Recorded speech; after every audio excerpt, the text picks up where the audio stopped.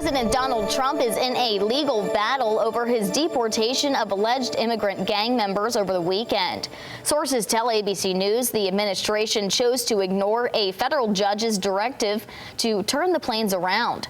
Trump invoked the Alien Enemies Act from 1798 to deport those immigrants. ABC's Perry Rossum is in Washington. A showdown between President Trump and the federal court over his deportation of hundreds of alleged immigrant gang members. I can tell you this, these were bad people.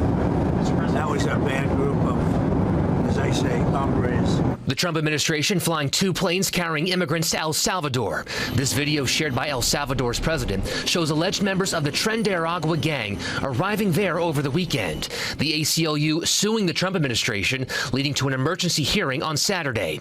Sources say the planes took off during the hearing before the judge ruled any plane containing these folks that is going to take off or is in the air needs to be returned to the United States. We are not saying at this point that the government defied the court order, but we are saying there are serious reasons to potentially think that they did. Sources tell ABC News the administration chose to ignore the judge's directive to turn the planes around.